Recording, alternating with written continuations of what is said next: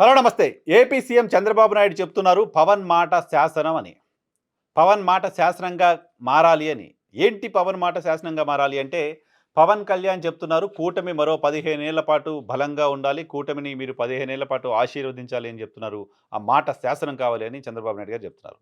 ప్రతి నెల మొదటి తారీఖున పెన్షన్ల పంపిణీ కార్యక్రమంలో ముఖ్యమంత్రి నేరుగా పార్టిసిపేట్ చేస్తున్నారు. నిన్న ఏలూరు జిల్లాలో కూడా ముఖ్యమంత్రి పార్టిసిపేట్ చేశారు. ఈ సందర్భంగా ఆయన సభలో కొన్ని పొలిటికల్ కామెంట్స్ కూడా చేశారు. ఈ పొలిటికల్ కామెంట్స్ ఏంటి అంటే, పవన్ కళ్యాణ్‌ది తనది ఒకే రకమైన ఆలోచన. పవన్ ఆలోచన, నా ఆలోచన రాష్ట్రం గురించే. 2047 నాటికి రాష్ట్రాన్ని అభివృద్ధి చెందిన రాష్ట్రంగా మార్చేస్తాం అంటూ ఆయన మాట్లాడుతూ వచ్చారు. సో, పవన్ కళ్యాణ్ మాట శాసనంగా ఉండాలి. మనమంతా కలిసి ఉండాలి అనే విషయాన్ని చెప్తూ వచ్చారు. పవన్ కళ్యాణ్ పార్టీకి సంబంధించిన బలం, పవన్ కళ్యాణ్‌కి సంబంధించిన ఇన్‌ఫ్లూయెన్స్ గోదావరి జిల్లాలో ఎక్కువగా ఉంటుంది. అక్కడ ఇంకా బలాన్ని పెంచుకునే ప్రయత్నం కూడా పవన్ కళ్యాణ్ చేస్తున్నారు అంటే ఇంతకుముందు మనం మాట్లాడుకున్నాం. సో, అటువంటి గోదావరి జిల్లాలకెళ్ళిన సందర్భంగా పవన్ కళ్యాణ్ గురించి చాలా గొప్పగా చెప్పాలి కాబట్టి బహుశా ముఖ్యమంత్రి గారు ఆ మాట చెప్పారేమో. పవన్ కళ్యాణ్ మాట్లాడిన ప్రతి చోట, వెళ్ళిన ప్రతి చోట 15 ఏళ్ల పాటు కూటమికి అధికారం ఇవ్వాలనే మాట చెప్తూనే వస్తున్నారు. బట్ పవన్ కళ్యాణ్‌ని చంద్రబాబు నాయుడు గారు అభినందించడం, పవన్ మాట శాసనం కావాలని మాట్లాడడం నిన్న విన్నాం మనం. సో, పవన్ మాట శాసనం కావాలి సరే, పవన్ మాట చాలా చోట్ల శాసనం కావట్లేదనే ఆవేదన కార్యకర్తల్లో ఉంది. మీరెళ్ళిన ఏలూరుకు సంబంధించిన ఒక డీఎస్పీ వ్యవహార శైలిపైన, భీమవరంకు సంబంధించిన ఏలూరు జిల్లాకు సంబంధించిన ఒక డీఎస్పీ వ్యవహార శైలిపైన నేరుగా ఉప ముఖ్యమంత్రి ఆరా తీసి, ఉప ముఖ్యమంత్రి ఎస్పీకి ఫోన్ చేసి ఏం జరుగుతుందని తెలుసుకొని, ఆయన వసూళ్లు చేస్తున్నారు, పేకాట ఆడిస్తున్నారు, ఇంకేదో కంప్లెయింట్స్ వచ్చాయని చెప్పారు. నివేదిక ఇవ్వండి అని అడిగారు. అటువంటి డీఎస్పీకి ప్రభుత్వం ఒక అవార్డుని కేటాయించింది. పవన్ మాట ఎక్కడ శాసనమైందక్కడ? పవన్ అవినీతిపరుడు అని నాకు ఆయన పేరు కంప్లెయింట్స్ వస్తున్నాయి. ఒక రిపోర్ట్ అడిగితే, ఆ అధికారికి మీరు ఆ అధికారిని అందలం ఎక్కించారు. ఆ అధికారికి అవార్డ్ ఇచ్చారు. పవన్ మాట శాసనం అయిందా లేదా ఒకసారి అక్కడ ప్రజలు ఆలోచన చేస్తారు. అమరావతిలో అదనపు భూసేకరణ సరైనది కాదు అని పవన్ కళ్యాణ్ కేబినెట్ సమావేశంలో అడ్డు తగిలారు. అది సరైనది కాదు. ఆల్రెడీ మనం భూములు తీసుకున్న వాళ్ళకి ఏం చేశాం? భూములు తీసుకున్న వాళ్ళ సమస్యల పరిష్కారం చేశామా లేదా? వాళ్ళ అభ్యంతరాలు చెప్తున్నారు. ఇప్పుడు మళ్ళీ మనం అదనపు భూసేకరణ చేయటం ఏంటి అని పవన్ కళ్యాణ్ కేబినెట్ సమావేశంలో అభ్యంతరం చెప్పారు కాబట్టి అదనపు భూసేకరణ ఆగిపోయింది. ఇలాంటి వార్తలొచ్చాయి. తెలుగుదేశం పార్టీకి సంబంధించిన మీడియా కూడా పవన్ అభ్యంతరంతో ఆగిపోయింది అని వార్తలు వేసింది.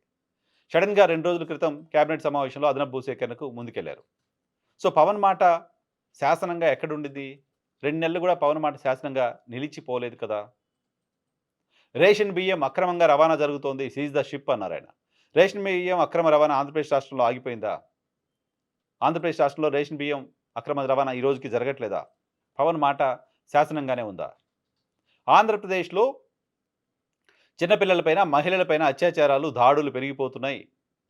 ఇది కంట్రోల్ చేయకపోతే ఎట్లా? ప్రజలకి ఏం సమాధానం చెప్తాం? ప్రజలు తిడుతున్నారు. హోంశాఖ నేను తీసుకుంటే పరిస్థితి ఇంకోలా ఉంటుంది. డీజీపీ గారు, హోంమంత్రి గారు అంటూ పవన్ కళ్యాణ్ గారు మాట్లాడడం చూసాం. సో, ఆ తర్వాత కూడా కంటిన్యూస్‌గా ఘటనలు జరుగుతూనే ఉన్నాయి.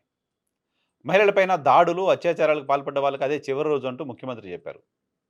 ఆంధ్రప్రదేశ్‌లో పదుల సంఖ్యలో, వందల సంఖ్యలో అటువంటి కేసులు నమోదయ్యాయి. కానీ ఏ ఒక్కరికి చివరి రోజు ఆంధ్రప్రదేశ్ రాష్ట్రంలో కాలేదు. ఆంధ్రప్రదేశ్‌లో ఇటువంటి దాడులకు కూడా చివరి రోజు లేదు. కంటిన్యూస్‌గా జరుగుతూనే ఉన్నాయి. చాలా కేసెస్ క్రైమ్ రేట్ ఆంధ్రప్రదేశ్‌లో పెరిగింది అనే వాస్తవాన్ని కూడా మనం చూస్తున్నాం గణాంకాలతో సహా. సో, అక్కడ కూడా పవన్ కళ్యాణ్ మాట శాసనం కాలేదు. ఇక అనేక అంశాలకు సంబంధించి పవన్ కళ్యాణ్ మాట ఎక్కడ శాసనమైంది. కూటమికి సంబంధించిన సూపర్ 6 హామీలకు నాది హామీ, నేను గ్యారంటీ అంటూ పవన్ కళ్యాణ్ చెప్పారు. సూపర్ 6 అమలు చేసేసారా? సూపర్ 6 అమలైపోయిందా? ఆడపిల్లలకి ఇస్తామన్న డబ్బులు ఏమైపోయినాయి 1500? 50 ఏళ్ళకే పెన్షన్లు ఇస్తామన్నది ఏమైపోయింది? బీసీ డిక్లరేషన్ ఏమైపోయింది? 3 సిలిండర్లు ఏమైపోయాయి?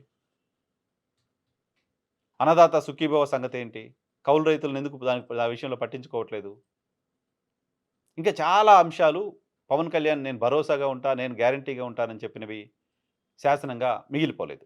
పైగా పవన్ కళ్యాణే ఇది నా మాట, ఈ నా మాటే శాసనం అనేవి కూడా గతంలో శాసనాలుగా లేవు. ఆయన 2019 ఎన్నికల కంటే ముందు జగన్ ఈ రాష్ట్రానికి ముఖ్యమంత్రి కాడు.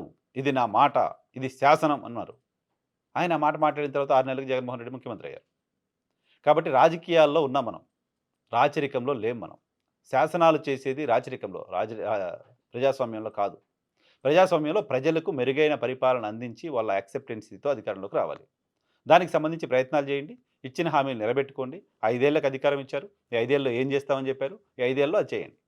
5 ఏళ్ల తర్వాత మళ్ళీ ప్రజలకి దగ్గరికెళ్ళేటప్పుడు మీరు చేసిందేంటో చెప్పండి. కొత్తగా చేయబోయేదేంటో చెప్పండి. అప్పుడు ఓట్లు అడగండి. ఓ 15 ఏళ్ళు నాకే, ఓ 30 ఏళ్ళు నాకే, ఓ 50 ఏళ్ళు నాకే ఇటువంటి భ్రమల్లో ఉండకండి. ఈ 5 ఏళ్ల అధికారంలో ఏం చేయాలి, ఏం చేయగలం, ఏం చేస్తున్నాం అనే వాస్తవంలో ఉండగలిగితే, అటువంటి వాస్తవంలో ఆలోచించగలిగితే పార్టీలకు మనుగడ ఉంటుంది. ప్రజలు మిమ్మల్ని ఆశీర్వదిస్తారు.